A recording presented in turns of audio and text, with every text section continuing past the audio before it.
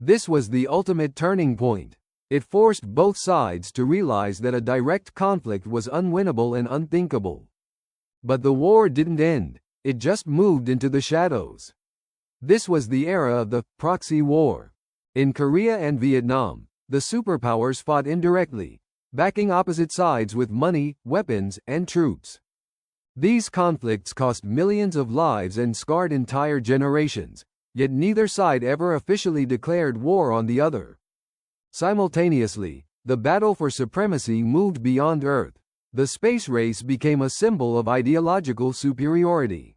When Neil Armstrong stepped onto the lunar surface in 1969, it wasn't just a giant leap for mankind, it was a score for the West. By the 1980s, the Soviet Union's economy was buckling under the weight of military spending and internal corruption. President Ronald Reagan upped the ante with his Star Wars missile defense program, challenging the USSR to a race they couldn't afford. A new Soviet leader, Mikhail Gorbachev, realized the system had to change.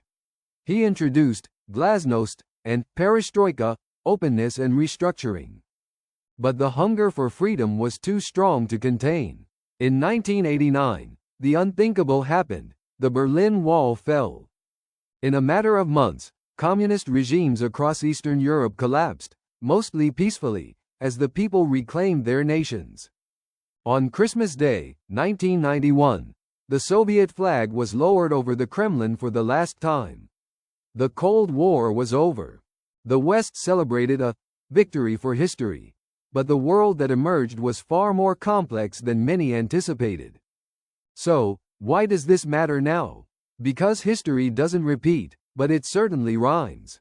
Today, we see the rise of a new Cold War, with tensions between the US, Russia, and an increasingly powerful China.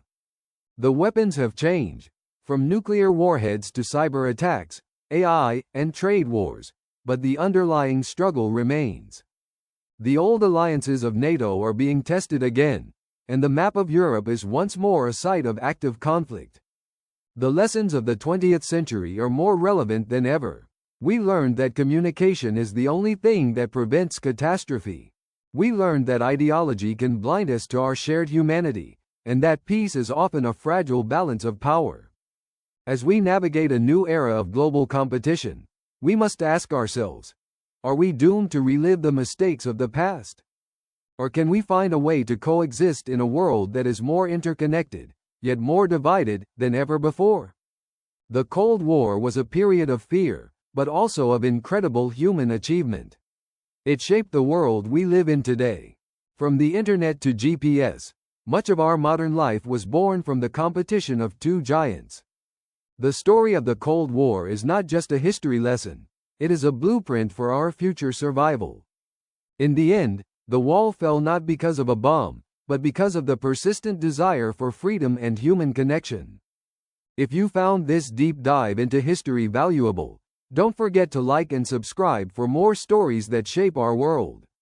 What do you think? Are we in a second Cold War, or is this something entirely new? Let us know in the comments below. Thanks for watching, and remember, history is the only way to see the future clearly.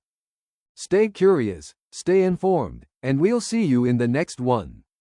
Looking further into the 1970s, the period of détente offered a brief thaw in the icy relations. They signed the SALT treaties, aiming to limit the number of nuclear missiles each side possessed. But the peace was short-lived. The 1979 Soviet invasion of Afghanistan reignited the fire. The US responded by boycotting the 1980 Moscow Olympics, turning the world of sports into a political battlefield. The conflict in Afghanistan became the Soviet Union's Vietnam, a quagmire that drained their resources and morale. In the West, pop culture was saturated with the fear of the big one, from movies like War Games to The Day After. This cultural anxiety defined the music, the art, and the very fashion of the era. Ultimately, the Cold War was a test of endurance, a marathon that lasted nearly half a century. It ended not with a bang, but with a whisper, the soft sound of paper being signed and walls being chipped away. The legacy of those decades is built into the very architecture of our current international organizations. The struggle for influence continues in the digital realm, where information warfare is the new frontline. Every tweet, every leaked document, and every hack is a shot fired in a war that never truly went away. As we look to the stars once more, with plans for Mars and lunar bases, the race begins anew. History is the compass that helps us navigate these uncertain waters. By learning from the Cold War, we can avoid the heat of a third. Thank you for joining us on this journey through the coldest chapter of the 20th century. Check out our other documentaries on the screen now to dive deeper into the events that made our world. The world is a complex place, but together, we can make sense of it, one story at a time.